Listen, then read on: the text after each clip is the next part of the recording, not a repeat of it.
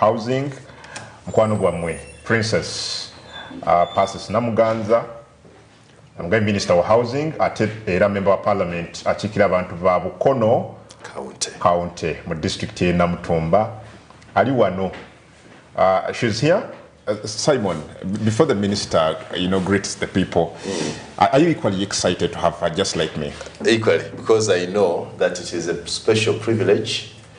Era ndohozi yalakuba amazement y'abaana b'ekabali eno timwangu kusuna. We are grateful to have her. Ate ewaffe ssebo mu Mbejja. Era singa tuba kuba tuli wafutani so sekutu namutuga nti are you the fit person kubera mu Mbejja. Ne wayise already yo mwenyiri yamaze okukwate bwabo kuwa abamaze okulage. But we are grateful to have Honorable Namuganza. Nsanga era okubona munange. Kale ssebo. Ebali birimu. Zena sangaire kubabona. Kansa. Yensa. Ayo nyirira tuboneko oti muntu ayine bizibu. Kisa kya Mukama. Bukono erietya. Bukono walungi era nenda kubebaza nti mu mbeere eno yona yona we are together. Yes. Let's go to housing. Nga tukaenda kujja ku bino. The document you say Minister of Housing and Urban Development. Housing. Lands, and let's look at particularly the docket housing. How is Uganda doing there? We are not doing well because we have a deficit of 2.1 million housing. A deficit? A deficit. 1.2 million houses. When you say deficit, do you mean houses that government ought to have built for the people, or those that people have built for themselves? It is actually for government. If you add on government what it would be doing, the deficit is huge. It's like about 5 million houses, which we are supposed to provide to Ugandans. Houses which are affordable, decent, to make Ugandan people comfortable when they are living there and sleeping comfortably. But now the 2.1 deficit is even those people who can afford to access a house at very minimum prices, but these houses are not available.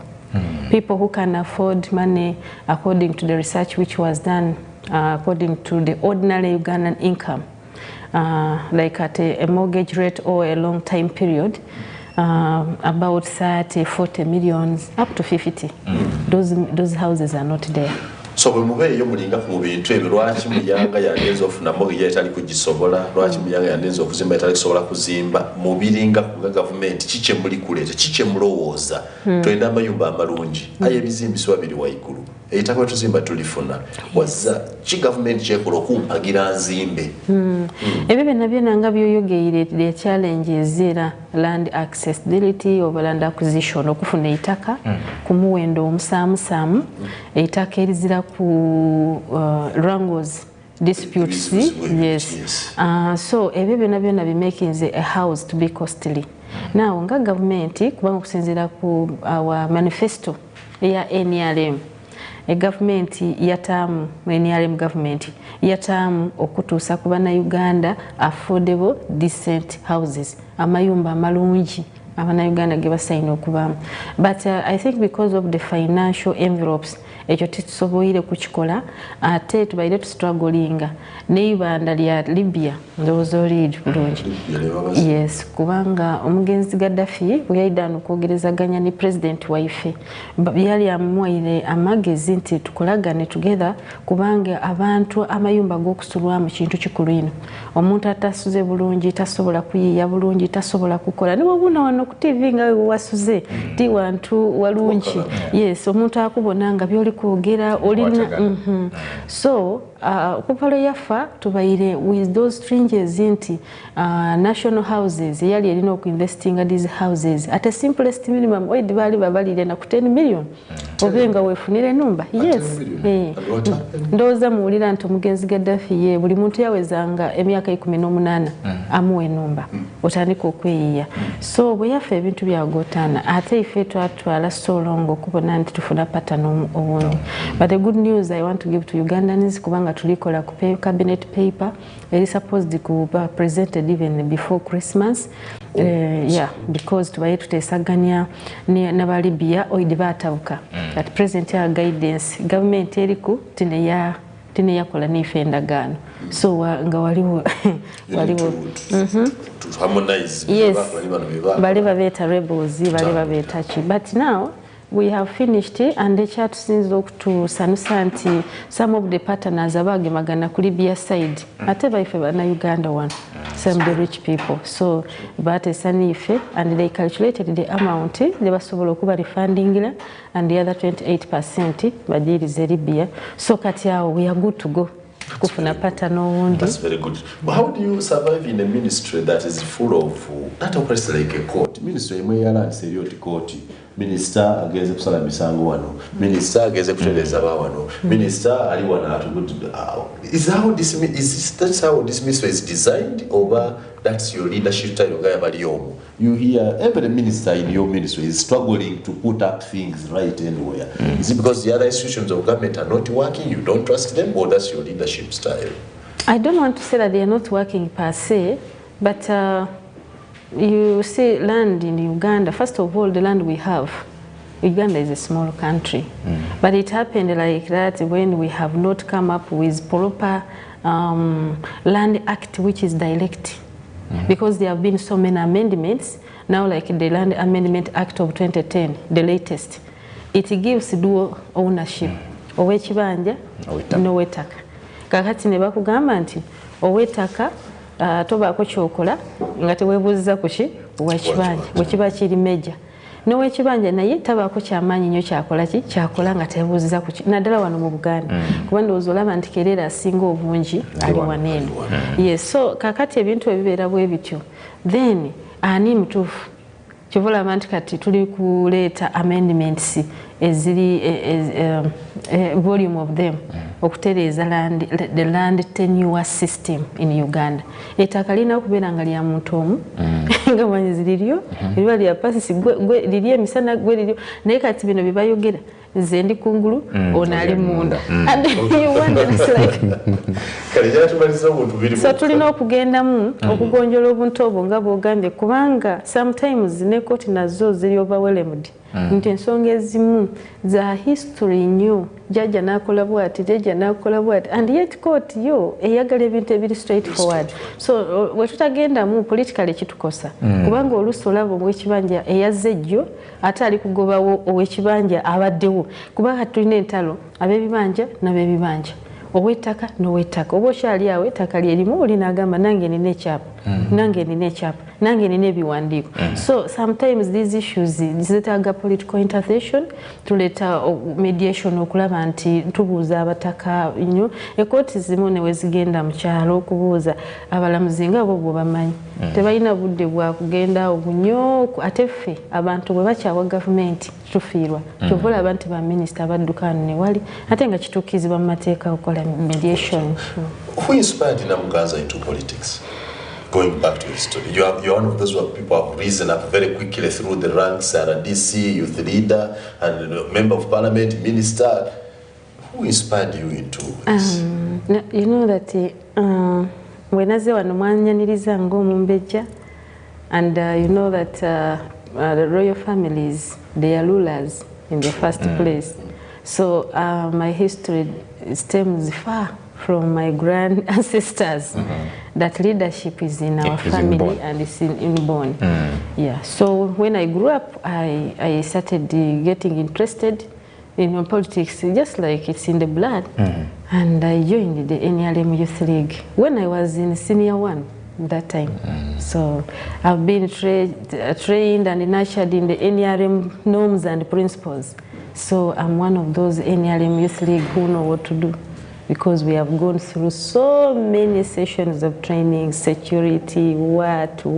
So some of us are not just ordinary politicians, as you see me here. Hey, no. And that's why I was able to become an RDC at the age of 24 years. 20? I was the first youngest RDC. It's on record. Yes. Because the president, His Excellency the President, used to appoint RDCs who are mature. And that time, it was actually a trend of old people. Exactly. When I talked to him and said, but you should start mixing people. And he said, yeah, you were a good one to mix. Actually, when I used to be in the workshops of RDCs, they used to call me a secretary. These are the people of the hotel, like, the secretary, this is your place when they see me. And I'm like, no, I'm a deputy RDC. Moreover, in a historical district. And he trusted me that when I go there, I will really do something. And indeed, Luwero is home. Even if I go home, when I go at night, I go day, it's home. Okay. Lastly, as we go out, how have you inspired others, you as Namuganza? Are you satisfied in Jova Chakola Chirunji, area about Abandi, Mubosoga, Uganda, Abanese to become leaders the way you are, especially the women, for example, the girl child? Are you satisfied you have done? Indeed, indeed. Because me, I am a person who stands on my principles. I never go on the wrong side. No matter which pressure you mount on me, I am always sticking to the right side. And it's good, the younger people, to see someone who is principled. Excuse me. Because like at the youth league, I have been in the youth league, I've been in the youth politics. The youth are always changing positions. When someone comes and says, okay, I'm giving you 50,000, he goes there. Another comes to give 10, he will go there. Even less than what the other has given.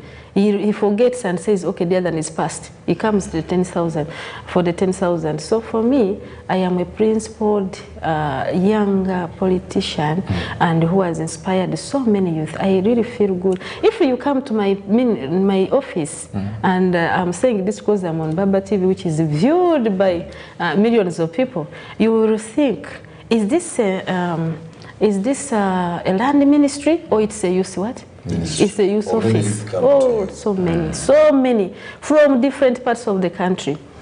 You know, whether Zombo, what, and whenever I move with my security team, one time we moved and went there, West Nile, and the welcome we got and people were like, hey, Passis, come home, princess. And my security team was wondering like, hey, how did these youth know you? Not just as people whom they saw, but in personal capacities. So I think I have inspired the youth. I stick on to the point. I am principled. I am incorruptible. I am not corrupt. Incorruptible, when people say you stole land in Naguru? Yeah, of course they can say whatever. That comes next after the break. You can prove that, yes. Let's have a break. We'll be right back shortly after this break.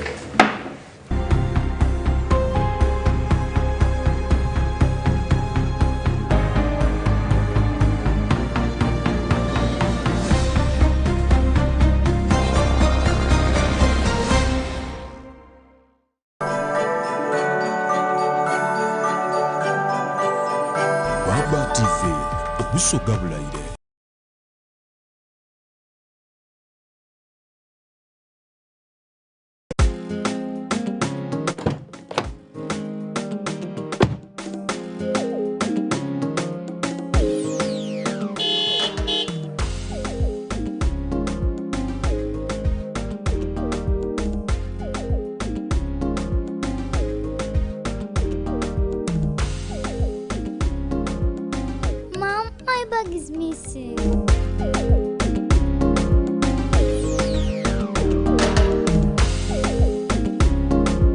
Mom, my bag is empty. But I packed some snacks in her bag. Can you see that guy? Hey kid, I have more for you from Sam's. Sam's offers you a wide range of snacks. Sam's, taste the difference. Get yourself a Zuku TV decoder and satellite dish today at a low price of only 105,000 Ugandan shillings and a Zuku decoder at only 60,000 Ugandan shillings and enjoy your favorite movies, series, kids entertainment, music, local and international news and lots more. Enjoy amazing packages like Zuku Smart Plus, Zuku Classic, Zuku Premium and Zuku Asia. Get connected today. Zuku, life got better. Feba Nachimera Skin Solutions. Tukola ebizigo, sabuni, shower gel, ebyabuliro susu, oyina embalabi, binamakula, ensundo, black spots, obugalo obwakona, enkovu, mugaba. Ate ng'ensundo tuzikolako nga tetukulongoosezza. Waliwo abasajja basala ebirevu ne babutuka. Eno moisturizing lotion ekuyambako abagole ng'oli eyo oyina omukolo olususu lwafa oyina dark spots oyina embalabe tuyina ebizigo ng'ogenda kukiliyalingira mu wiiki emu. Tusangibwa ku SP Plaza Level 4 Room 11 mu maaso ga Galilaya Plaza. Tukubire ku simu namba noti 751 noti 45 116 ne noti 771 noti 53 999. Nachimera Skin Solutions. No more skin issues.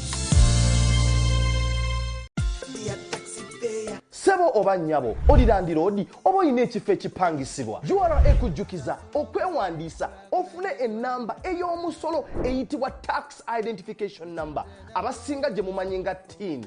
Ennamba eyo ejja kuyamba okwanjula n'okusasulirako omusolo. Tusima balandiroodi abaamala edda okwewandiisa n'okusasula omusolo gwabwe, era tukubiriza abo bonna abatannaba kwewandiisa bakozese akaseera kano beewandiise. Tukolere wamu okulaakulanya eggwanga lyaffe.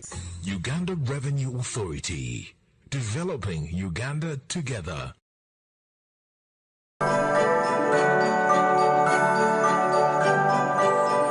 Baba TV, okusoga bulayi.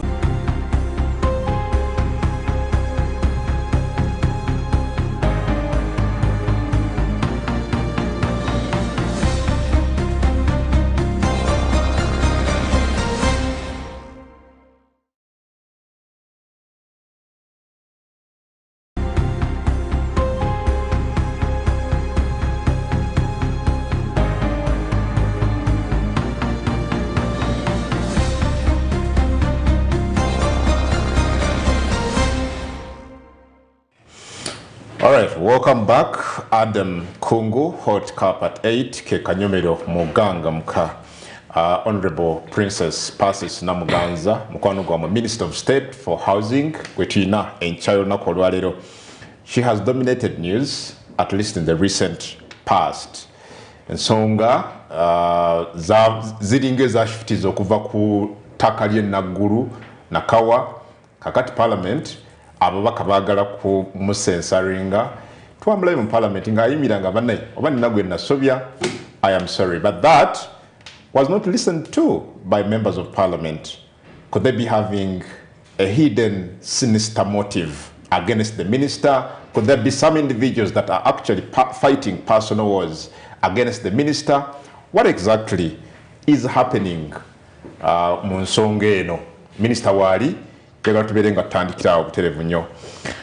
Honorable, nga bwe twatandise programu eno, you seem not shaken, you look strong despite what seems to be challenging times you are facing. What, determines this? What influences this kind of situation? Thank you, my brother Kungu. First of all, I'm strong because by the grace of God, I am a believer and I know that all situations can happen, but by God's grace, you sail through, especially when you are clean. Secondly, I'm so confident, and that is the truth, that I have never committed any crime. Any crime, all those wrongs they are talking about. And that is even what inspired me to go to courts of law. Because when you belong to a certain group, or a certain umbrella, or a certain family, your own family, and they don't listen to you, and they, they quote you badly, they see you in bad light. You go somewhere else where you can get audience, and that's why I went to courts of law. Okay, let's start from the genesis of the matter. There are allegations that you impersonated the president, called Takaye Naggulu, and you ordered Ogabe Takalino ko wrong investors. Let's start it off from there. Basis origin ye Takaye Naggulu tuliko tugenda ku Parliament. Yeah, I will not go deeper because I have a matter in court, a case in court. So I fear to breach the rule of sub judice, the sub judice rule. I don't want to defile it like some other people are doing, like in this case the speaker, the deputy speaker, Thomas Tayeva. I informed them that we are in court in all these matters, and you said here in the beginning, he ignored didn't listen, and they defiled the constitution. and decided. But what I can say on that is that that issue which they talk about in Naguru, the president is there. The president is not like he's away or he was there. It's still there. President was. Yeah, and you know, forgery is criminal, my brother. There is no way Namuganza can forge a presidential directive, and you don't go to the president. I think that's Galanga minister. Yes, and I have seen so many committees of parliament going to interface with the president. You remember these COSASE committees on Bank of Uganda. There was one of trade, this one of Mpaka, Honorable Mpaka. There has been so many committees, and they have been going to interface with the president, because what's all about Naguru land? And besides, I said, of course, I don't want to go deeper, but Naguru land, we have a government body, Uganda Land Commission, that's in charge of giving out what? Lands. And they process papers. However much you wanted as a minister, you cannot force them to process papers and give out land. No, you can't. Okay, well, but what your allegations, Honorable, ko directives of government were forging, Parliament may take out that ad hoc committee. Yes. You are accused of going to one of the television stations, social media, to question the powers of that committee and Parliament. They claim you undermined a minimuja Parliament. How true is that? Of course, now katinga bogamba bwano kubaba TV wano nalaba ko nga mulaga mawulire ababaka abamu abo Solomon Serwanyi bane nga babakandaliza mu kakiiko ako bababuuza kubanza nabagamba muleeta obujulizi kati gwe mwanyina zikunga bwogamba nti nakuvumye tobeera n'obujulizi bano obujulizi wavumye kino era wakyogeredde webale nnyo kati bwogamba nti genda ku Baba TV yalabye ng'onvuma nze kennyini yakuvumye ngende noonye clips zonna eza Baba TV gwogamba ezijjeyo kisoboka nabasaba obujulizi obwo mumpe obujulizi obwokubavuma kubanga nze ababaka bannange mbasaamu ekitiibwa bakimanyi era byonna bye bali mukola they are just dragging them in okulaba mbu buli omu yatugambye bwati naye ebintu byabwe obibasabako obujulizi tebabikola ki tebabireeta mwabalaga bonna nga bali awo. Actually Serwanyi yagamba nti nze lwaki mwennyini sigenda anoonya obujulizi oba akakiiko kanoonya eki obujulizi. Yes. So they are simply alleging. They have because ekivumu njagala bajjeyo kati like now this good Baba TV erabibwa abantu bangi bajjeyo ebivumu ebyo byonna nga biri bukakafu babiteeke mu mawulire mu mpapula z'amawulire babiwe TVs babiwe ki bagambe nti bino bye bivumu byatukoze eki byatuvuma. So eyatandika kino I think it was in July nga bw'oyogedde ye omubaka muno Honorable Solomon Serwanyi yaga nti oyo yali ku TV emu ne mu WhatsApp group I think waliwo WhatsApp group ya Parliament. No accusing ad hoc committee no kubeera nga tekoze mirimu gyayo bulungi ngeri independent. You've just said it here. Abamu kuba investors bano committee abatulugunya nnyo. Is that what you meant when they were being interrogated? Were they treated unfair? Era byonna mu bitulaga wano. First of all, mutasobola kugamba nti twayogerako. For us, President waliwo ebintu byatugamba buli lunaku. Ne bannaffe nga batuula mu cabinet ne bwayita caucus eya NRM ne atugamba, first of all, don't destroy your country. These people come from wherever they have come from to come and invest in this country. Now, in fact, like yatugamba, we muyogera ku bintu ng'eby'ettaka to an investor avudde ebweru ettaka liri wano si katambaala sigiponta omuntu agenda kukisitula akole ki akitwale. Yatugamba nga bwe yali atugamba ku kintu ky'emmwanyi. Emmwanyi ze mugenze ne muvuma ono investor w'emmwanyi ne mugenda ku mawulire ne mumuvuma ne mumuteekawa. Yagamba emmwanyi ziri mu misiri gyammwe tanaba kujja mu misiri gyammwe n'anogamu ki emmwanyi zammwe. Bwe muba temukkirizaganya naye mukawayira akamu oba ki, let's talk about it but don't insult. And for me, I take the words of my president. So we batuyita abo ba investors be batulugunya by the way sinze nabawe ettaka no because sinabuyinza bugabe ettaka baba webwa Uganda land. Yes, actually I didn't know them. No, sabamanya. And even themselves kirina mu report bagamaze tebamanyi. But they used to write to the president through the minister. Sometimes to the president agamba mufusindike muki Uganda Land Commission for consideration, not even a directive. So bw'otandika mwanyinaze ku omuntu ng'oyo jamu esaati oli kakiiko akakiiko obukiiko obundowooza mu bulaba wetwogerako adifemize ki obukiiko but it's the integrity of all of us as parliament. Yes, kubanga gwe bw'ojja ng'olina kye wakoze kungu nga tukunoonyerezaako tukubuuza ebibuuzo ogende. One time ndowooza walaba bagamba Honorable Matiak Saijant akaddiye ennyo. You remember? Don't you think you are too old and you should go home wasting our time? Why should you insult an elder like that one? Into olw'okubanga oli member wa kakiiko. Why? Because obukadde it's not that bulina abantu abamu tebagenda butuukako. Kungu nange naawe tuli wano we are young. But time will come and we grow old. Yes. Very true. But in Laba, they are using people who are aged and they respect them. Biden is how old? The President Biden. Okay. So in a nutshell, you're saying you didn't insult anyone. You didn't undermine Parliament. You simply questioned. Yes.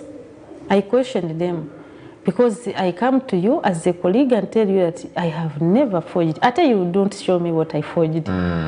But you have gone and published my name. Do you have any personal vendetta with I'm a leader. Abantu bebukono bawulira batya ngongambye ndi mubi ndi kisirani ndiki ebintu ebyo nabakosa ate bo bebanvuma ate bagamaze nkoze ki go bavuma wano tewalaba kuwenezide bwe banvuma I saw walaba mbavumako. You actually even apologized ngoli bavuma ne banvuma buli kimu kyonna kati bo be balina empisa abavuma nze abo be balina ki empisa. It's very unfortunate. Okay. Honorable, committee yanonyereza ku nsonga eno despite okuwakanya ebyali bigenda mu maaso ne bakusindika mu rules committee ekulemberwa Honorable Abdu Katuntu omwezi guno nga gutandika Parliament ne passing a motion that perhaps could see you being censored. Kyetwala baluli mu Parliament, they asked that you apologize. You first kind of insisted, but later on you came and stood before Parliament. Reaction yabaka Parliament abawerirako ddala bagamba the body language didn't speak to the the body language, and I want to quote Honorable Segona ngagati Honorable yandi omubiri gwe tegwalaga ekyo nandifukamidde. They wanted me to kneel down. First of all, in the name Sango Mukoti. When I said that Wembanga I wronged anyone, Wembani Nagwina Sovia. I'm sorry. Bagamba no. Era ndowooza anti speaker. Electoral Thomas Tayiba yaluling anagamba twagala apology nga n'omusango zijjayo mu kooti. But we yali atandika yagamba tamanyiiko sinamusavinga nti ne mu kooti naye nga ate Constitution under Article 250 egamba nti legal proceedings by or against the government should be served on what? On Attorney General. It is in the Constitution. Right Honorable Thomas Tayiwa yamenya semateeka w'eggwanga olunaku wamulaba agamba you didn't serve me, I've been in office the whole day. Semateeka en article teyogerangako nti Thomas Tayiwa nga ye deputy speaker ali mu bantu abalina okusavingibwa singa government ebeerewo wabiddwa, and Parliament lyerimu ku ttabi erya government ndowooza ekyo kimanyi. And Attorney General yali mu Parliament mu kifo ky'okubuuza Attorney General kubanga yali asavingiddwa banedda. That is the legal advisor to government. Honorable Attorney General Kiryowa Kiwanuka yalina mu Parliament awo ng'atudde na wano kumpi asirika. Instead Honorable Thomas Tayiwa, Right Honorable Thomas Tayiwa ya opting okubuuza Abdu Katuntu, Honorable Abdu Katuntu chairman wa ng'ate eyo level twagivuddeko edda twagenze ligo we are now in the constitutional court gwe nodda ku chairman owa rules gwobuuza ate namutafutira amateeka obubi namugamba when you read the speaker decides the speaker decides yes but ne bagamba okudecidinga kwa speaker under subjudice rule nti kulina okubeerawo nga speaker amaze okulaba nti omusango gwe bawabiddwa tegukola ki the under rule 73 ng'omusango guwabiddwa nti debate bwegenda mu maaso tegulina in any way debate gyegenda kukosa ki court proceedings so gwokubeera able okusalawo ekyo mwanyinazi oteekwa okugenda n'osoma content y'omusango ogwo n'ogutegeera bulungi n'obeera na legal advice ya Attorney General then osobola okukomawo n'okola ruling mu parliament tekitegeeza nti nga wootutte kati nze bw'otuula wano nenkugana nakuwabidde osobola okumanya byenkuwabidde yes naye ye yagenda n'abuuza Abdukatuntu honorable Luluzi chairman so okudda ku ekyo ky'oŋŋambye ekya komite eza Luluzi baziteekawo okutufuga okututambulira okutugayidinga tulobenga bwe tuteesa byonna biri mu mateeka naye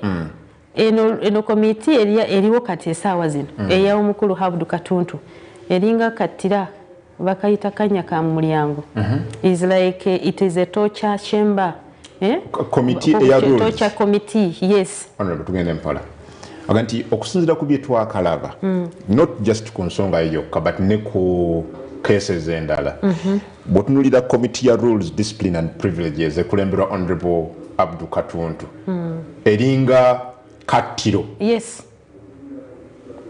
kubanze mwenyini ngisemu emirundi ebiri it's not objective isijja ku ate omanyi lwaki twawabidde Reverend Onen ng'omuntu mu constitutional court kumenya semateeka bwe twali mu komite eyo twali n'ensonga ze twawaayo nga zikontana nani ne semateeka neno rule 73 eyogera ku subjudice nti subject to sub rule 5 of this rule a member shall not refer to any particular matter which is what subjudice refer means that you don't even mention about it ate bwe bagireta ne bagamba nti the matter now will go to the speaker for the ruling tebagenda gwe twakumene tubagamba speaker yasazeewo ki do you know what they put in that report they saw us using this as a delaying tactic. Katelu a committee ekola kumateka. That's why I told them Ndoza wabira bwa not the committee on rules. They are breaking our own what? Rules. So nyagala okubulira mwanyinazi. Nti eyo rules ya Honorable Katuntu. The way they are proceeding with matters. Nze newe nvano ku TV ne bangamba nti bampise. Nze nsazeewo parliament eno. Ekisanja kyonna okugwako oba bampita mu komite ye mirundi 10 I will go okubasomesa nti bali kumenya amateeka gatufuga agatulungamya kati bavudde ku luluzi bali kutugumbula semateeka ki yennyini bino nno byoyogera biyinza okwongera okuleetera obuzibu kubanga yes emabegakawo nga bwe twogedde bagaba bigambo byewayogera wabyogerera ku TV ebirala ku social media against parliament not against parliament webe yagala ekitiibwa egoberera amateeka agatufuga parliament webe yagala ekitiibwa egoberesa amateeka akola ki atufuga esaawe nombadde mumbuuza nti bagenda mu maaso n'emikono ebyo byonna bimenya semateeka bimenya semateeka so omanyi osobola okulwanira semateeka omanyi lwaki abantu bagenda ne mu nsiko nga balwanira semateeka bwe tuba tulayira tukwata semateeka okwapoldinga semateeka wa Uganda yes and we say we shall preserve protect defend and uphold the constitution at all times so help me what God okimanyi nga tosobola kufuuka mubaka ajjudde nga tokutte semateeka kati nze bwe nkutegeeza semateeka kyagambye gwe n'omumenya nze naawe ate nga nze nalayira why are they acting blind I don't know buli omu asobola okukyebuuza then n'okama tujja muyita mu rules no nalayira nze pasi Namuganza walaba wali nga ndayira ku parliament nti nja kulwanirira ki semateeka okumudefendinga okumuprotectinga at all times and I said so help me God so emirundi zompita mu bukiiko bwo is not the issue the issue obukiiko bwenyini bwoli kumpitiramu gwampita, are you following the rules? Are you following the constitution? Kubanga these rules we are got from the what? The constitution. Well, but they claim that they are trying to protect and preserve the dignity and image of parliament. By breaking the constitution. Chinziremu. Nkusomedde wano okuva lwe natuusedde akekantono. Yes. Nkusomedde sub-judice rule. Nkusomedde ate ne nkugamba nti Attorney General is the chief advisor to government. Oh, yeah, to government on legal matters. Bamwebuzaako. By the way, ne waba taliimu mu house. They refer. I think you remember here when the Right Honorable Kadaga used to chair parliament. Ne wajjawo issue eririgo. She would say that members I refer to the Attorney General for legal what? Guidance. Waba taliimu. Agamba let the Attorney General come back with an opinion, then I will decide. That's what she used to do. That's what she used to do. Ngomumanyi. Because she's a lawyer and she was experienced. Right Honorable Skandi fetwali bato. He used to say the same. Whatever this speaker one. Agamba nti mugende mu maaso n'ensonga eri mu kooti. Ekyo tekibanga. Wamulabadde. So kati oyagala nze nange eyakwata ssemateeka mu kiti kyange. Bwe twali tulayira walabako nga baleeta gurupu y'MP oba baleeta komiti ya rules nti mwena mukwate ssemateeka wano. Yeah. It's you. And video. And that's what I'm doing. And I'm not scared about that. But this is scaring, and I'm wondering where you're getting the strength to remain this calm and strong. You seem to be fighting a lone battle. Oyagala kuhapoldinga semateeka, but the people you're dealing with, based on the explanation and what we have also witnessed in Parliament, they seem not to listen. No, I don't want you to take all the members of Parliament into this. Because Parliament, we are 529. Yes. And if you see, the people who spoke on that day, they are not even 20. You get it? Yes. Yes. The noise was too much, but they are not even what? 20. So what are the other members saying? I am in touch with so many members of Parliament. Really? Who are appreciating me for coming out strongly. You know what has happened? They're appreciating you for what? Standing against? Standing against the intimidation that the parliamentary leadership has created in the House. That members are fear even to raise an issue which concerns them as people who came, as people's representatives. Batya. Oshiraba. Nesemateeka waba amenyebwa. Batya. Naye kati ne bangamba ffe twafunye era we are behind you. And ojja kukyewuunya nnyo. That what you are thinking about is not what's going to happen. There are so many members of Parliament who are with me. And that's not because in Nina Chamber, like these allegations, you see someone Naja into your bribing several members. How? Nina sente meka people who are starving. Amayumba gaba kuba empewo yabakuba kibuyaga tebalina kyakulya sirina na nembanga nina zembribing a parliament ate tewali bujulizi parliamentary naye omuntu alikugamba bwatyo is intimidating almost everybody. Exactly. And you have braved that intimidation. I cannot, because inze nalondebwa abantu bebukono okubakiikirira. Now tosobola kuleeta ekintu n'okinsibako n'ogamba nti ojja kwonoona erinnya lyange n'entunula. I have to defend my rights. I have to defend the people of Bukono, their image, abantu mukukiikirira muki parliament. So this apology gy'ogamba, first of all, Segona said it was cosmetic. Ndi mu kooti and obeera ng'oli mu kooti kirina kye tuyita please ziringa ssatu. You plead guilty, not guilty, or the other is non-contender or not contest. Pleading guilty kitegeeza omusango gukoze ki?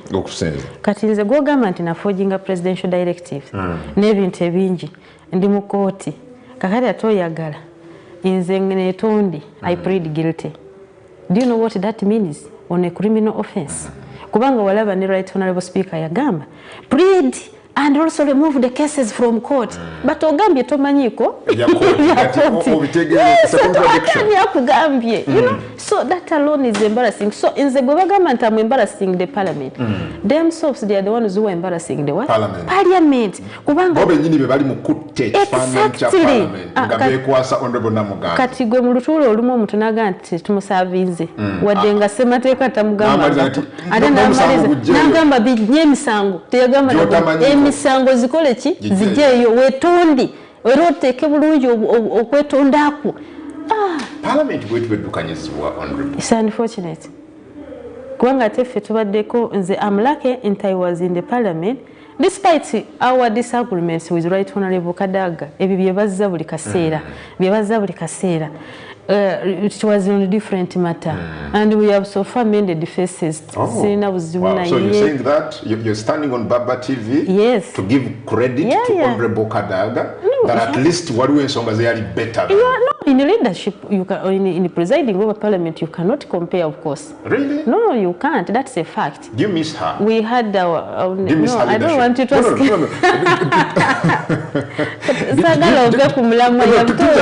you miss her leadership in Parliament?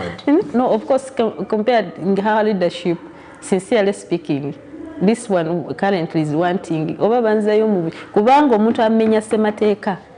Omuntu amenya semateeka. Are you getting it? Oyagala mukolere ki? Omuntu amenya semateeka. Nze ne bwe bananzizayo n'enkya nja kugenda mbasomere engeri gye bamenye ki semateeka. Banze nkugambye nalayira okudifendinga. No.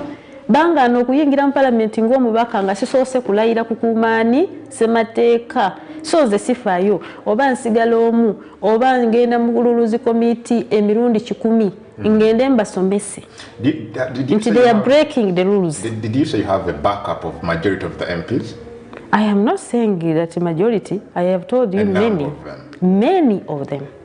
They are also disgusted by the leadership of them. Of Parliament. The way business is being conducted, you know. Now you see when members are speaking, and someone says, procedure. Who has told you to access my microphone? Who has told? Haven't you had such? No, we're playing clips here. No, but the other is a honorable member of Parliament who came to speak for the people. You as a person. Some information. The other day, I was talking to one of the senior legislators in Parliament here. I will not say the name because Tanzikiriza ava mambuke yaliko mu Parliament ndoze yomunana neyomwenda eye10 teyadda but yakomyeyo mwene eye11. Yes. And he was telling me, man, kyenasanze mu Parliament siche yasubira siche nasubira alafu kyetwasigaliza kati kusirika busirisi. And you seem to concur with what? It's good that you know and you see. You know our sessions, they are live on UBC because that's our TV anyway, of the nation. They are live. And namwe mugenda ne muzikwata. So anyway, omuntu atanjagala ate nga simala akontya. Kugambye. Oli wekka. Siwo kwata. So for you mean certain things must be spoken about. Yes. You alone. Yes. Omanyi mu society muteekwa okubamu omuntu wadde omu. Kati nze oba oyagala bamenyenga semateeka nga ntunula. Nze sisobola. Kubanga nze nalayira ngazi. Kyobula abantu bakwata emundu ne bayingira ensiko. Bakumenyani? Semateeka. Yes. Watusomera ku bino history y'abasemogerere bani. I have always had statements that kola namenya semateeka bani ne bagenda mu nsiko. So nedembe ly'abantu okutyobola. You get it? Yes. So bw'ogamba nti minga nze Namuganza ng'olina eddembe okutyobola eddembe lyange onvume nga bw'oyagala onkole ki ate ogambe nti nze nkuvumye naye omubaka n'ayimirira ku floor Parliament n'agamba nti ono asindise message etuvoola ku cabinet platform. Are you a member of a cabinet platform? Ng'olimboka wa Parliament? Yes. Are you a member of a cabinet platform? Can you prove that? Are you getting it? A Parliament yali insensible. Can it tolerate that? Era singa kati nze Namuganza singa ndi mululuzi. Genda mululuzi committee. You know, that luluzi committee egoberere rules ezitufuga egoberere ne semateeka akola ki atufuga. Okay. Ate beere neutral. Tugenda mukumbula mukatono honorable but bwe tukomawo the other day wali mu Parliament and you made some statements that have since gone viral regarding your husband and marriage of some of the leaders of Parliament. But tukomawo awo wetandikira ali ku Baba TV katunye ku mazi katono nzije tandikira tova.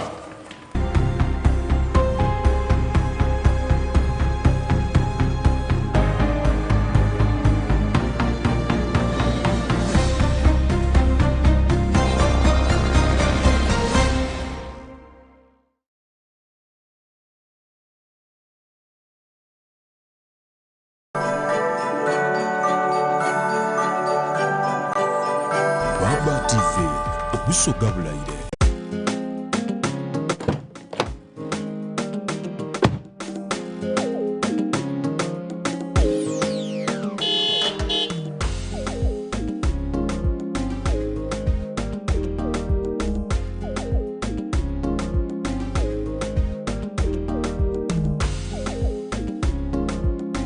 Mom, my bag is missing.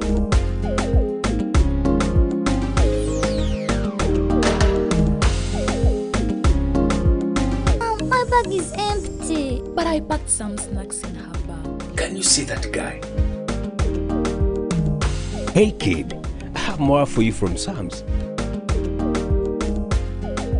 Sam's offers you a wide range of snacks. Sam's, test the difference.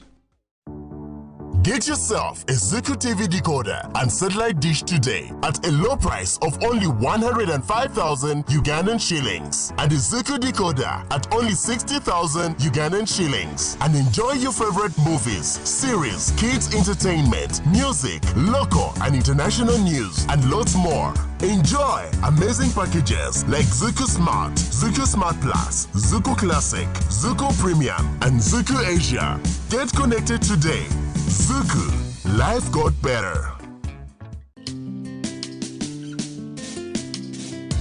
Feba Nachimera Skin Solutions tukola ebizigo, sabuni, shower gel, ebyabuliro susu, oyina embalabi, binnamakula, ensundo, black spots, obugalo obwakola, enkovu, mugaba, ate ng'ensundo tuzikolako nga tetukulongoosezza. Waliwo abasajja abasala ebirevu ne babutuka, eno moisturizing lotion ekuyambako. Abagole ng'oli eyo oyina omukolo, olususu lwafa, oyina dark spots, oyina embalabe, tuyina ebizigo ng'ogenda kukiliyalingira mu wiiki emu. Tusangibwa ku SP Plaza Level 4, Room 11, mu maaso ga Galilaya Plaza. Tukubire ku simu namba noti 751, noti 45, 116, ne noti 771, noti 53, 999. Nachimera Skin Solutions. No more skin issues. Welcome to the Living Room Stadium. It's the FIFA World Cup. The match is about to start. Food and drink ready. There's no space left for anyone. Come on, get your lucky chair. Take your usual spot. Even the puppy has one. It's preparation time. You can feel the tension in the air. And do you have everything you need to believe? Sebo oba nnyabo olilandira odi oba oyina ekifo ekipangisibwa URA ekujjukiza okwewandiisa ofune ennamba ey'omusolo eyitibwa tax identification number abasinga gye mumanyi nga TIN. Ennamba eyo ejja kuyamba okwanjula n'okusasulirako omusolo. Tusima balandira odi abaamala edda okwewandiisa n'okusasula omusolo gwabwe, era tukubiriza abo bonna abatannaba kwewandiisa bakozese akaseera kano beewandiise. Tukolere wamu okulaakulanya eggwanga lyaffe. Uganda Revenue Authority, developing Uganda together.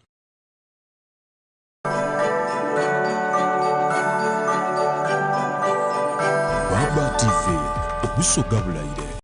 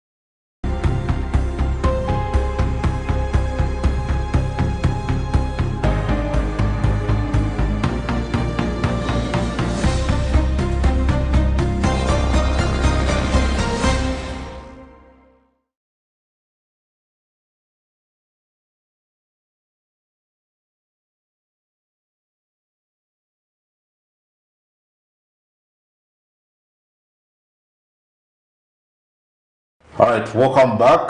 Gangamka, your program Kanyonero Kanwa Hot Cup at 8 Adam Kungu. gegange mukwano gwamwe Honorable Minister Princess Passes Namuganza, Member of Parliament Wabukono and Minister of State for Housing. Gwetuli naye yasaza okutufiriza yakadde agituwayemu ku nsonga nga bwezulira bangi mbalaba wano mugoberera. In fact, Honorable Moses Grace Balyeko akutumidde agambye ko ali agoberera.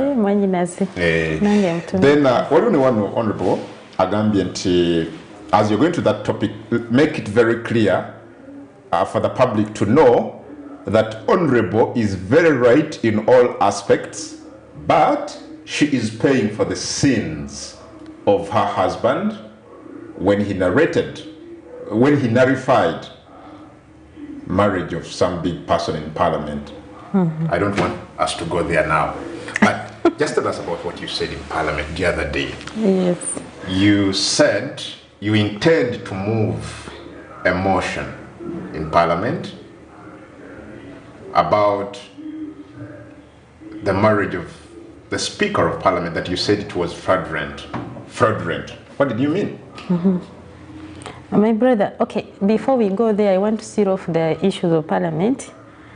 The Parliament should know that Article 119 of the Constitution talks about the Attorney General, and that the Attorney General shall be the principal legal advisor of government.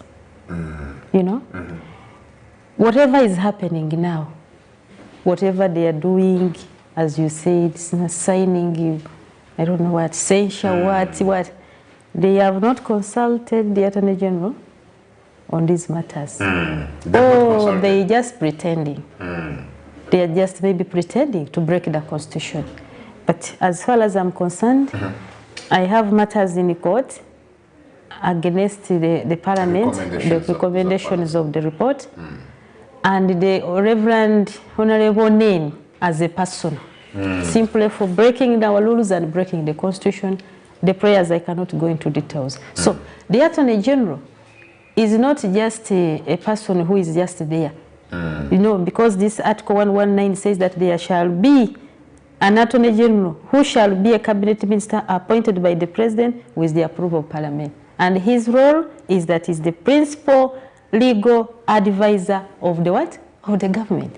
So it's when you see lawmakers breaking the law, that is, you know, I've always said on this show, and still, if you permit me, I'll give you that information. I've been on this show, and I said one of the biggest problems we have in this country is that we always set standards, and we go against those standards ourselves. I've seen it in different sectors, and I'm surprised that it's now going by what you're saying. It's now happening in Parliament too. It's very unfortunate. Lawmakers to break the law, then we will respect it. And it's not just simple like that. It puts us in a certain position as a country. Yes. You know, last time where you have already had statements saying, "Batugumbula semateka, batuga semateka." Now this case, bas abakola fefa abakola mateka benyini semateka fe tuli kumutugumbula, be bali kumutugumbula. Could there be a personal vendetta between yourself and a number of these members of Parliament, Honorable Sirwanyi, Honorable Yona Musenguzi, Honorable John Okot, Honorable, you know, Dana Tijike, Jiribatulanya, and all these others? By the way, you've talked about Honorable Sirwanyi so much. I think for our benefit of the people of Busoga, njogere mu Luganda bawulire. Koba mu Lusoga. Nkobe mu Lusoga. Entalo dona debatayire kunze. Bulido litandikibwa Basoga. Nga abantu bona ezira muntu asobola kujja wale yayemerera mbono yavumye speaker ni wayirenga zira na budulizi. Abasoga bavayo bakola ki bakikola. Ekyo kyonka kituswaziza nga Abasoga. Wabonanga Abasoga bona aho bona MPs. In fact do wabaireyo party simanyi abakyala nabo ina Abasoga MPs abebusoga nga nabali wale bali kuchina wino okulaga nti so bali kuchina nabo abali kuvuma naki ekyo kitwalanga Busoga kiswaza nyo Busoga swaza wabona wano bali bakunonereza ku this one, the manager of the airline, the Uganda airline, Bamutulaki. But labakulembeze betolo nga mulina ba ministers ne kingdom bavayo bakoba ati this is an attack on toll kubanga muli kwendo tugezako tukoba nti nga ifa abatolo titusomesa abana baifa tubasomesa era ne degrees ba difuna. You're wondering why that is not happening? Yes. Why? Atenga, it was a matter concerning. And instead they are the ones leading in fighting their own. Does that make you feel? I feel bad because I come from a region which doesn't treasure their own. So do you have any issues with Honorable Silwani as a person? Which issue now? Okay, do you think he has some issues with you?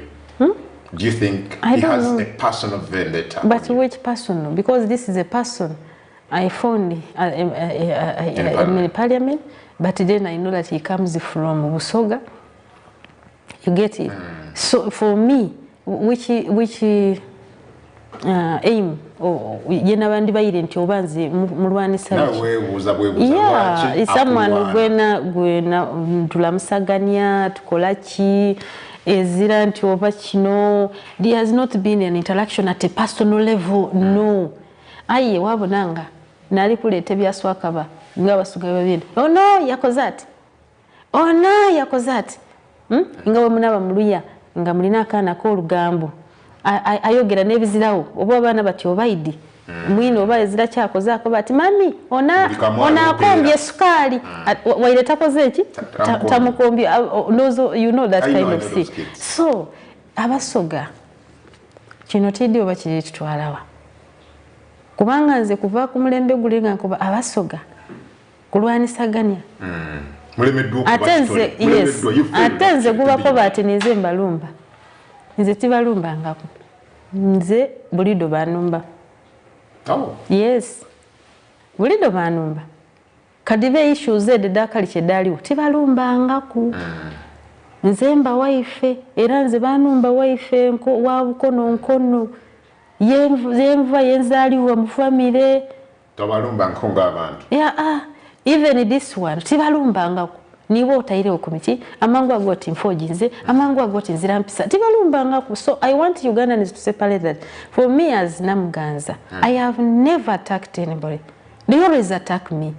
You see how long have I spent when I'm not in the public domain? I'm doing You're simply doing work for the ministry. For the ministry, which is so busy. I don't come out here. You've invited me several times to talk about housing issues. And I always say you come and I don't make it. Now for you are there trying to help Ugandans who are struggling with land matters, because for us in the ministry we work together on land matters. Land matters are so many that not even Honorable Sam Mayanja, not even Honorable Judith Nabakova or Honorable Biga Kanyakani handle them. We always separate and say, okay, for you kwateno gwegende buyikwenze ngendeno. So we decided to work together because the ministry is so demanding. Okay. Honorable, ekiriwo nga tunagenda wali. Already leero ndabya amawulire agafulumye nga baga nti emikono babuzaayo anajokka, only 40 signatures remaining okusesa. Nze nakugambye dda sayagala kukiddamu. The proceedings of parliament right now are what? Constitutional. They are illegal. They are unconstitutional. Lawmakers are breaking their own laws which they make, and that is worrying. So they will not succeed. That is worrying. And we are in the constitutional court. I've told you. I know that. See, wage mateka bajita ekoti ya semateka. If rekava signing tulave who are those who are defiling the constitution. We shall get their signatures. Yeah, this is not matters of joking around. No, these are matters of the law. And the law is very clear. And the law is clear. My brother. That's why I'm not wanting to go into deeper, because that is for my lawyers to argue it out when we are in court.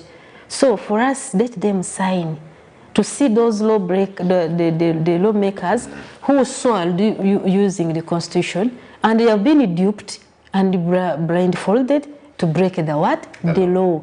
And when it reaches the law breaking, the issue of breaking the law, the constitution in this case, I have told you that it's not about a group. That's why we came as members of parliament elect. Na yebuli omu yalayira yekka tewalaba nga batufuula group nga bagamba nti kati mwena mukwate constitution eno oba eri ku meeza mulayire. No, we took oath as individuals. So there is a time where, and I don't scare them because this is a law, it's a matter of law. There is a time when each of them will answer for their what? Signature. Oh. Yes, there will be that time. When they will have to answer for that. Individually. That's why I told you that you know why we took Honorable Reverend Onen as an individual. Ngomuntu. He will come to court and explain where he gets the powers to break what? The law. So that is it. So whatever is going there or wherever. Okay, so before even going back to the other issue, Waluwano, Ashraf Kajidi, again, Honorable seem to be in the know of what is happening in Parliament. I also observe that Parliament has turned into a scarecrow of a sort. What does she think about it? Ashraf Kajidi. Again, Parliament. But he has said it. but he says you seem to be in the know. He agrees with what you're saying, but naya observing and Parliament ringa scarecrow kangabana. Parliament, is that how you describe the current Parliament? Of course, I explained to you that, members of Parliament are working under intimidation and timid, you know. No, they cannot express themselves freely. And me, when I see someone telling members of Parliament, yes, she abused us, she insulted us. If you get each of those members of Parliament and you ask them how I insulted them, many of them, majority of them will not be able to tell you. Oh. No, because me, I get along with them. WhatsApp group ya Parliament, no one ebintu. Ebyo byembagamba balete. Bye bali bedokwe. Yes. Kubanga abo babaka ba Parliament be bali kugambako. Bali ku group eyo. And that's why I said that go walaba na bayogera. They are not even 30. They are not even 20. Are you getting? And we are 500 and over. 529. You know? So, we also nti bana abayogeredde wano n'omuntu n'agamba nti abadde wano n'agaba said but tulina cameras. Are you getting? Tulina cameras. That is corruption. First of all, iwe gwenyini obeera ogyegula ababaka nti ababaka bonna abalondebwa Namuganza mubaka munnaabwe alina sente z'abagabira oba kikumi. I don't understand. So ebyo byonna bye biriwo naye nze nakubuulidde nti nze sifaayo oba bampita mu bukiiko oba nze nja kugenda mbasomesa ne rules kuba nze namulayirira ne rules zino ne bazimpa bakukwasa semateeka ne bakukwasa naki ne rules zino rules of procedure. So nze zino era kati tomanyi kyebankoledde inzisomye zonna zindi wano actually newunyiza bane yes neno constitution banyambyeko so kakati nze I will share them with them okuleka okumisleadingibwa nabo tebayagala babaka already honorable Lingatu nti balina predetermined position. They seem to be having a position which they are chasing. Nibona balaga amateeka, don't you think they waliwo abo abatono abawabye nakugambye dda waliwo abo abatono abakoze eki abawabye ebibawabiza be babimanyi bennyini but bangi nnyo bali soba nakugambye bagamba to unalebo we are behind you and ekito kiyita kyamuzanyo ababaka bajja wano balina emitwe gyabwe. Some members of Parliament saying literally the same thing. Yes, ababaka balina emitwe gyabwe. And that's why nze kugambye nze mpulira bubi weno mbaka agenda kwogera point of procedure nomugamba genda fa ku muzindalo gwange omuzindalo si gugwo omuzindalo gwa mubaka. Are you getting those microphones? Si gwenga presiding officer. No, omuzindalo si gugwo. Ate by the way, nawe twakulonda bulonzi va ku muzindalo gwange. Who has told you? You humiliate. Nze gwagamba mbavuma. I cannot do that. I can't do that to a member of Parliament. Eyalondebwa abantu. Eyalondebwa no mchakalaga yali akugamba. Please honorable member sit down. I have not chosen you yet. Sit down and first yali coordinated. That's why nkugambye we disagreed fine on other issues but not in the leadership. Olawo kuchamuka kusaidia leadership excitement. Obanjite excitement obanjite kisimanyi nange but njira babulabi wetambula. njira bulabi bwetambula. I don't know that. Ebyo byonna bye bagamba nti I'm insulting. They are insulting themselves. Kubanga sita kusomera mateeka n'ogamenya. Ate n'oyagala nze nga meti muli kukola bulungi mugende mu maaso. It's not me. Nga tuvaako ekyo nkubuulire nze nalondebwa abantu ab'ebukono in a hotly contested city. Nesimba n'abasajja ne akalu ne kaba hot sajja ali kwebaka bwebasi nti nakedde ababukono nga bampadde ki akalu era ababukono balaba Baba TV bateko kuba bagiraba akalu kali hot kali mu intrigue ezive wala betwakose eno ku mataka bonna bagwira bukono tewabiwulira wali osanga emotoka ezivudde e Kampala nga ziri ebukono ne weewuunya eno tawuni oba kyalo ne jamu n'akwata. I wondered insecurity wawulira bwe bakuba abantu bange ne batema until president n'abiyingiramu nga batemye abantu bange babatemyeko engalo babatemye. You know, it is not that nakeera netula ku mukeeka ne banonda bulonzi awo. So najja mu parliament okukiikira abantu bange nga kyemba kiikirako ndi muntu mumanyi. Siri muntu wa bulijjo nga bwe balowooza nti omala gavaayo n'okola allegations n'onfuula kimpe ekyenkubire n'otyobola eddembe lyange gwe n'ogenda mu maaso bwe balowooza kakati kye bali mu kukola nga tukibaako ekyo kwe ku mobilizing ababaka okubateekamu obusungu yatuvumye leeta ebivumo nga bwe nakugambye leeta ebivumo bibawe photocopy them, print out, or bibawe. They are mobilizing even members of parliament to gang up against you. No, because of these statements they do. Yatuvumye zowulira. Yagamba what? Neko cabinet platform yagambye what? Ne wabanga toli member wa cabinet what? Yagambye tetutegeera. Ndi mulalu. Bonga bagamba actually bangamba ndi mulalu bobe bayitanzo mulalu bote bali mu kuvuma. And I wonder but ne Yesu bamukomerera ne bagamba mututere Barabas ono ye mukoleki Barabas omutemu omubbi crowd ya mukolaki ya musaba Yesu ye omutuukirivu yali talina kyabakoze nga babulira njiri na kubakola kibagamba oyo kubanga tuli mu mwezi mutukuvu oyo mumutte omututere Barabas ono mumutte oli mumutte ekyo kyokanza omukiriza kirina kigamba so okugamba nti lwaki oli bwomunyo siri bwomu by the way tuli bangi but in this circumstance okuba nti nze njogira nti olwokubanga emimwa mingi zinsonsemu tekitegeeza nti what they are talking about is the truth. I respect my colleagues and they know bakusiba mu ofisi yange tubayamba ku byamataka from their constituencies you know and bansanga and bamanyi nti by the way nze minister atakandaliza ababaka. They know it. Me once I hear ngamba honorable ali wano. Sometimes I say honorable agenda mu house nengamba bana abantu abalala kansoke njogere nani ne honorable. They know it. They know it. I have done so much say praising because I am a person alina omutima gw'okuserving abantu. So yo kama nti nze kumubaka munange ne muganda totegeera. How?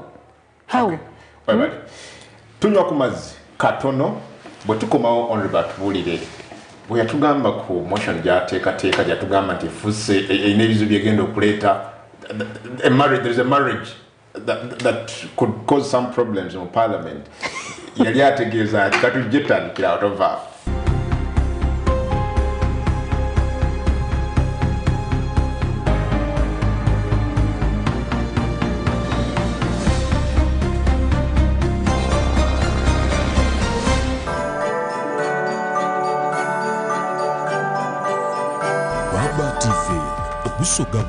your money by choosing the right paint.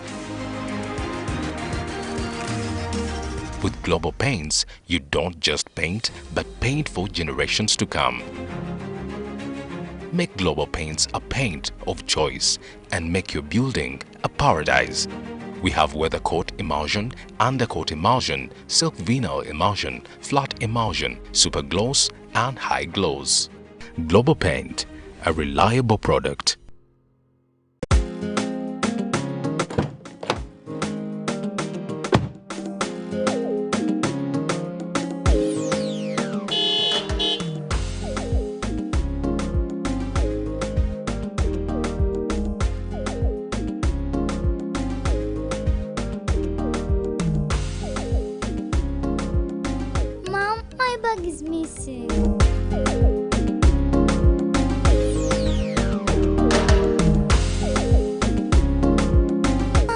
bag is empty. But I packed some snacks in her bag. Can you see that guy? Hey kid, I have more for you from Sam's. Sam's offers you a wide range of snacks. Sam's, test the difference. Olina kasenteko oyagala kulattako ofuneko wezimbira Julex otunda nyumba gye wezimbira oba oyagala kugula weddewo n'okutawuka Julex ekyapa kyo wakifuna oyagala kukikyusa kidde mu mannya go Julex buli luguudo lwe wayagala oluyingira Kampala bano balinako ettaka Julex bamufuna mpola tuwonye bano batunda n'ettaka ku kibanja mpola Julex namwe be babbako ettaka nga byakulemerera oyagala anakulwanira Julex balina ettaka mu Kampala wano munnange yangu ofuneko wezimbira Julex. Julex Property Consultants Limited tusangibwa Nansana ku Jenina State oba tukubire ku namba z'essimu zino wammanga 0752 46 oba 0788 46 11 jangu ofune ekyomulembe Julex.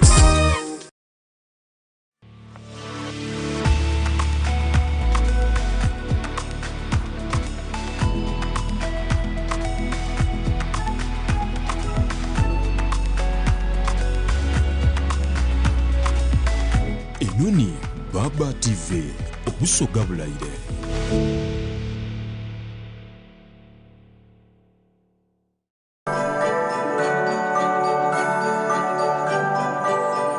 Baba TV obusoga bulayire.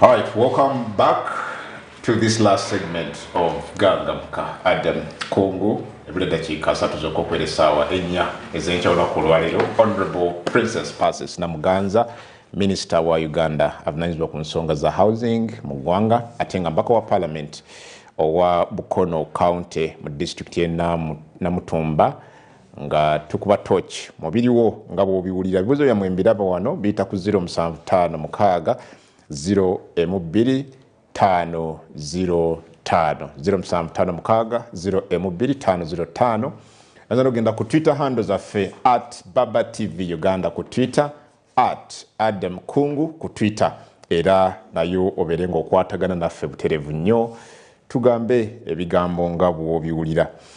Honorable akadde kaffe kagenda and I need to know in details what you meant bwewagamba nti oteekateeka okumuvinga motion ku bufumbo bwa speaker wa parliament. We start from there. What did you mean exactly and why? And what's wrong with her marriage anyway? And what is the connection between her marriage, which I think is a personal matter, to the land issues or whatever parliament was investigating? First of all, it's absurd that such a statement is such an act solo kubeera ku muntu ngoyo.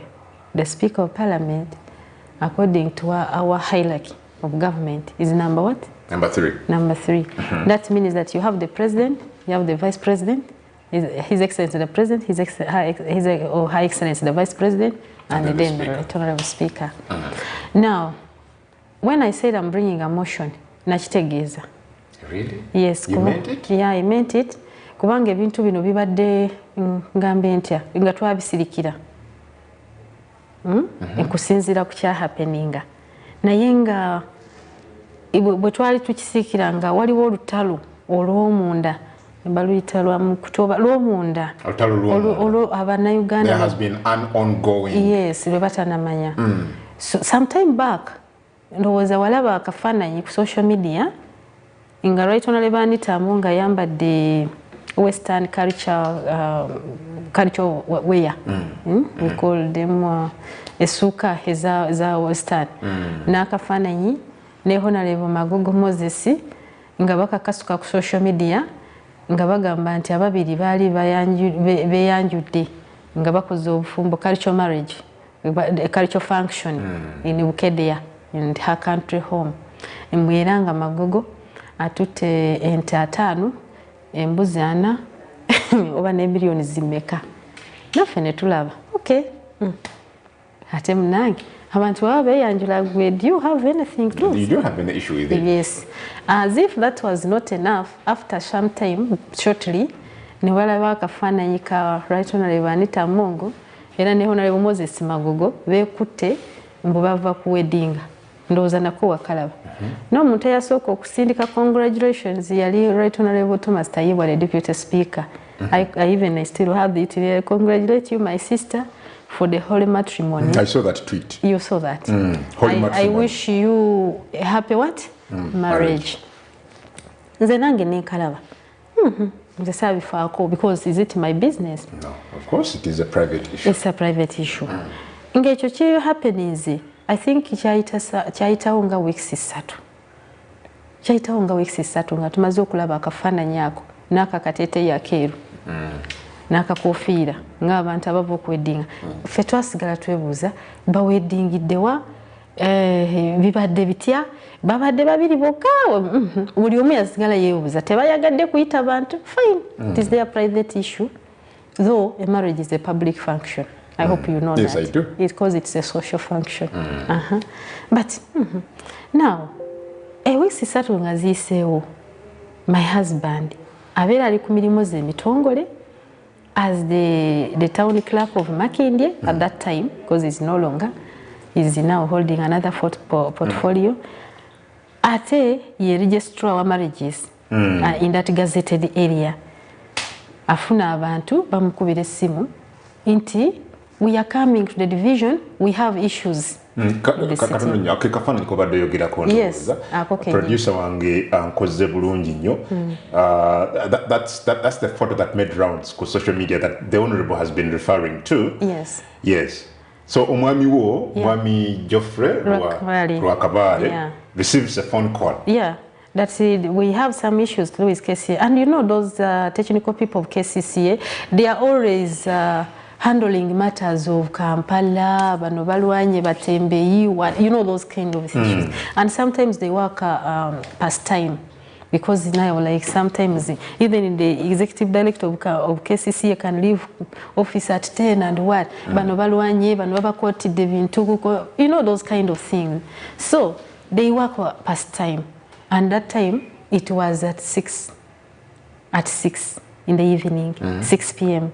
So he said, what is it? Because he thought maybe someone, you know, their operations, constructing, and they always come and put in petitions, never come, okay, let's handle tomorrow and let's do this. They have those emergencies as Ebya City. So he said, okay, but I was leaving office because even already it's past time. So they said, no, wait. And so these people came. They came, led by Ambassador Ogwanga, is an ambassador. Was in which country? You remember he had issues of diplomacy and he was mistreating his wife. Now he's in another country, I think. I've not checked properly. Ambassador Ogwanga. So Ambassador Ogwanga came leading a team of security. And the team of security included the person or the bodyguards of Right Honorable Anita Mongo. I think you remember about the bodyguard called Daruho when they said he is in America in certain circumstances which were not known. Na yeye yali aduse budusi at that time kubanga when this thing happened bali bamunonya kola statement. Kakati ate oli navayo nagamba mbu bodyguard we yagenze. So it is a detailed matter but briefly just kubanga manyiti the TV erina programs endala omwami wange ne bamugamba Ambassador Ogwanga ne bodyguards ba Honorable Ntamongo in the office. The office at the division in Makindye. Ne bamugamba nga bali bazze n'empapula za marriages. Ne bamugamba nti omanyi tuzze otusayiningira empapula zino za marriages nti gwe awedinze wa Magogo n'Amongo. First of all, it was a shock to him. N'agamba lwaki? Kubanga procedure ya marriage is clear. Yes. You know, a civil marriage even. Otekwa kubeera nga first of all, tolina even another contradiction marriage. eri standing. And ekyokukifuna ono registrar marriages ayina okutekinga time to find out. Nti gwe tolina bufumbo bulala bukontana. Are you getting?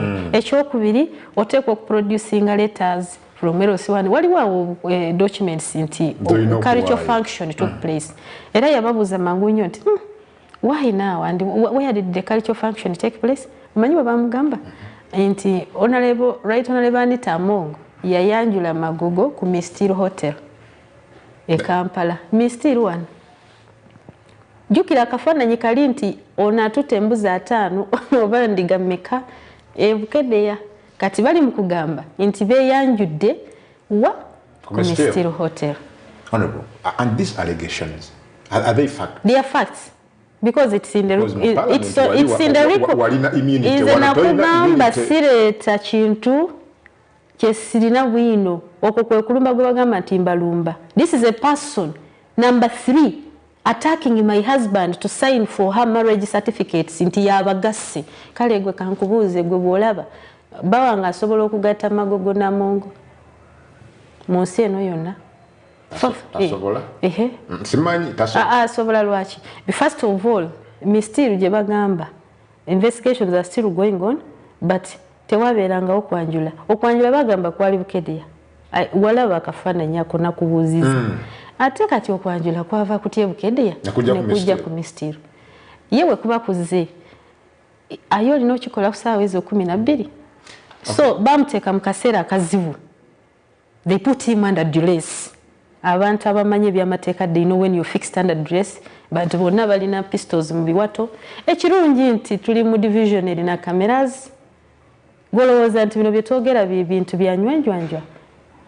Yes. They can be proved. Yes. So as a person, ayagala okwetaasa because even that day so kusaawa yo 12 abasajja bamusazeeko bagesayininga. Yes, it was a Monday.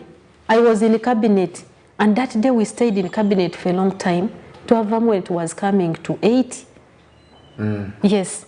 Never mugamba signing. Katina signing. Kubanga ng'omuntu omumanyi omukugu. When you are put under duress, bagamba any situation kiringa ababbi bwe bakuyingira ne bakugamba tuwe sente zonna n'essimu. Tuwe na buli kyonna ky'okola ki? Obawa. Otasobolamu. Kubanga you know people have been kidnapped here. You remember the person of Case Clinic? How he was kidnapped, that accountant. Yes. And he was killed ne batamanya nangeri gye yagibwa mu office. You remember that? Yes, I do. I remember. So yabawa yabasayiningira ne bamugamba genda mu system. Kubanga these days you know we do things online. Asindike nti awedinze Magogo Namongo asindikemwa ku URSB and tebasobola kumuleka okujjako nga bamekinze sure nti amaze okukamandinga gundi yekoze ki egenzi. And he sent n'agenda mu the book, the registrar book, marriages evera ku divisions. It's a big book. Nawe ng'omunamawulire osobola ogendayo n'ogiraba olabe page yayo kyesoma. So nabikula that page n'aregisteringamu abamusayiningira nga best man musirikale we, amusayiningira nga metroni musirikale we, and byonna ebyo biri mu civil basenga bani. Now ne bagamba kiwedde kuba omanyi bamugamba nti Honorable Anita Amongo right honorable is so big, is a VIP in this country, which is true, who does not need to appear. She's a VIP in this country. She's number 3. Did they lie? Yeah, they didn't. But you see, so big that she's a VIP that she doesn't need to appear before either a magistrate or a town clerk or any civil servant oba banadini bakitaffe mu Katonda okuwedinga asobola kubeera ewaka empapula ze ne bakola ki ne bazisayininga. So she's a VIP, you know. No. So your husband signs? Yeah. He sends even that to URSB? Yes. Then? Yes. So after that, thanks to those who made the law, they give certain situations. Yes. That under such circumstances. Yes, you are supposed to rescind this marriage, citing reasons in these hours. And the reason is if they are clear, such marriages are what? It's cancelled. So he cited, these people have not appeared before me. They have not taken an oath. They have not given me time to find out whether there is another contradicting marriage. But most importantly, the couple purporting to wed has not appeared before me. Do you see, even these people who go out, they are trying to forge their way out. They want, maybe those countries, they say, you must be married. Do you see how they fake marriages? Yes, they do. They pretend, but inside they know they are not wedding. But these ones, they do not even bother. To do Number three. And let me tell you, I have sorrow and anger inside me. Because, my brother, there are so many people in this country, officers who are allowed to administer civil what? Marriages. From Bukedea, from Buyende, where Magogo comes from, Mbale, Ebanita Mongo sleeps here under Central Division, there is a town clerk. What is just a stone away from her home. Why? My family. Why? Why my family? Of all people. For all people to do such a fraudulent act. Even if it's you. First of all, I didn't believe it until I went and saw the records and did. Why? Did she know that this was your husband? Of course. Me and my husband have appeared with him in for a public, yes, public function. We wedded at All Saints Cathedral, Nakasero. And the person who wedded us is now a bishop of Kumi Diocese, Bishop Michael. I can see that. I don't put on a fake chiwanyi. I wedded my husband when I was young. I did all of my studies at campus when I was wedded in church. Who is this number 3 who gets my family and involves them? If it was a serious country, she wouldn't be speaker right now. She wouldn't. Who? Do you know why we had to petition the president as head of state? Even himself, when we told him at first, he couldn't believe it. No, Honorable, we are following what you're saying. So, your husband, Mr. Geoffrey Rwakabare, chooses to rescind this, what you're calling a fraudulent marriage? Yes. Citing all those reasons? Yes. And then after? Of course, URSB had to cancel the marriages. So the marriage was cancelled? It was cancelled, but you see that it's fraud. Okay, can you wed in absentia? You can't. So now, since she's clean, invite her here at Baba TV. Now with her so-called husband, because the husband is legally defined. You don't just kwepatisa kubantu nti ono bawangi. No. Even when you do that, there is the acts of ratification.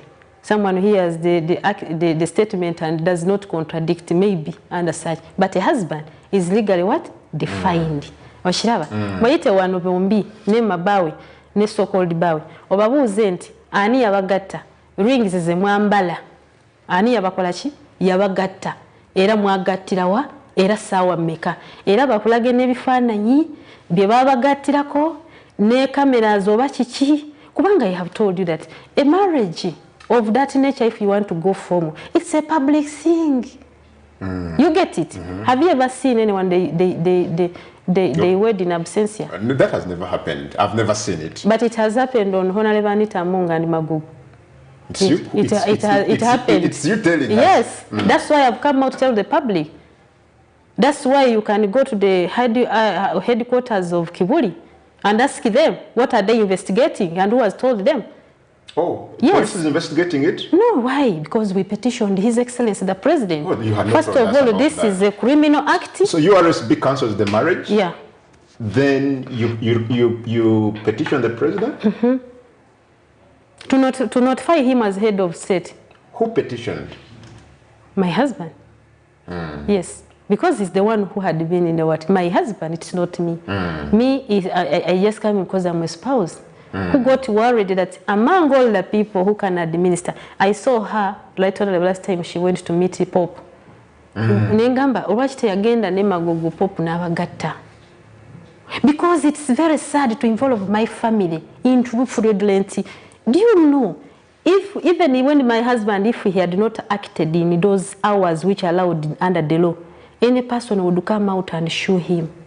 Are you getting? Because the law is the law. I cannot read it now. Yeah, even the law gave penalties if you forge marriage, whatever. One, if you were a public officer holding a public office, you are supposed to resign. Yes. It's not a joking thing. You're supposed so the to president resign. is aware of all this. No, I cannot allege the president, and that's why Because I don't want. petition. Yes, I don't want maybe to say what the president is on my side. No. The president comes in as a new subject because as a head of state, when such a thing happens to somebody, done by somebody who is number 3, from him there is only one person to work. You can't take matters lightly. It has security elements. It has hidden agendas which we cannot exhaust right now. You understand, my brother? Yes. You can't, because you want to tell me that and that's what I want the country to know, what I'm going through. Gende Makindi, because that register book is not like a leaflet, maybe Jabascam. No, it's a book. You know, these papers they turn, and even they went also in the registry, Nebasazamwera. Hey. Yeah, that's what must done. You do it in the hard copies and also in the soft copy. But did you see a certificate now circulating purportedly URSB said URSB, the law gave them functions. Theirs is to provide the form and the format. Are you getting it? They are not responsible for wedding anybody. And once the registrar of marriages of that gazetted area, abagamba this has happened and what, that's why it's in the law. You can rescind it. Okay. They cancelled it. So if it was really that we are serious, I don't want to say that we're not serious, but you know, Ugandans, we see things and we take them for granted. Yeah, and such actions, if they accumulate, they put our country into bad light. Okay, I'm now getting to understand that the person he talked about is your dear husband. Yes. Mwami David Kabanda. Yawandika ku Twitter naga Clark Machindi, Mr. Rakabari Geoffrey, your concubine, the Brown State Minister from Busoga, shouldn't use you to fight proxy wars. How does Right Honorable Anita Mongo's relationship or marriage concern you? Nebidala. Kakati we no mukolera ki? Ayogera talina information.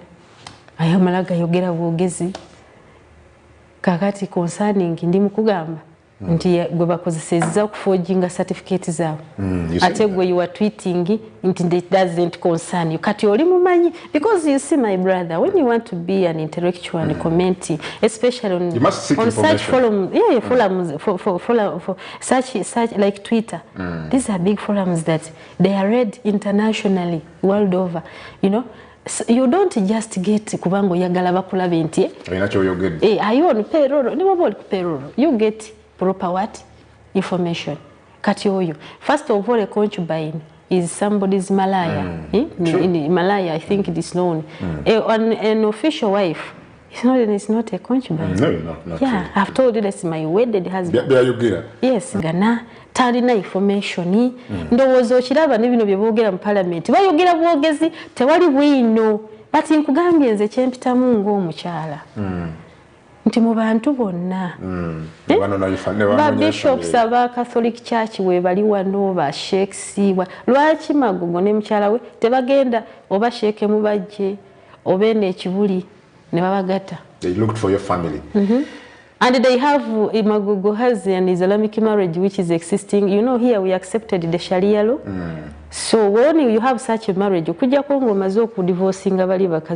married. Okay. Do you think the issues you have in Parliament are partly connected to this? Because at some point you told us, tiwaliwe yagamba omwami wonti ngenda kulaga ku mukyala weno mu Parliament. Yeah, ati now kungu ebibaddewo bingi. Sisobola nakubyogera wano even ku TV nembimala and bingi. And that's why I have told you that these matters are not just light like that. They have security what? Yeah. Because when you make people sign for you, I told you that baite.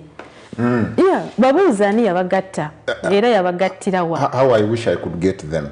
Why not? Naye, Honorable, are you paying for your husband's act of nullifying that? Yeah, that indeed you can exactly see. Kubanze nkugambye, I've never forged any presidential directive. Ne president akimanyi. I've never. Nebino byokumpendulira bako oba kusoma okabanda kyakugambye. kubanga ye abawendudde kunvuma nakukola ali mu kugamba yes sure simanyi what is abusing somebody on a story he doesn't know. He doesn't have information. Iyo mwami wa yakola bubi nnyo. Bino byonna ebizu byoli mu bidi. No. I tell you what did he do? I have told you how it came about. I know. Yes. Someone calls you and says we are coming to meet you.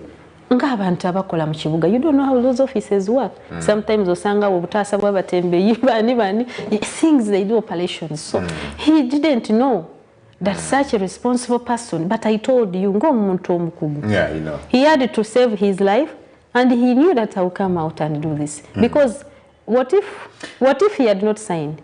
Are you sure that he would be known where he is? No. I have told you. Have you not seen this where people have been disappearing? Yes, I've seen it. And they put it on government? Yes, we've seen it. When it is individual actions? Yes. The possibility that basobola omubuza, it was high. You get what I'm saying? It was high. It was high. That's why they identified themselves so that they can do anything. Yeah, so I want to appeal to the country. Actions like these are very bad. And that's why I'm not taking them for granted. They are very bad. So the motion, I want to bring it at Parliament. You still want to bring it? If they deny tell it, us briefly about this motion. Well, I want to bring it because now the rules, I told you that these days, the rules have said that the rules 85 of our rules, it says the behavior of a member shall be guided by the code of conduct of members prescribed in Appendix F. And Appendix F is talking about public trust.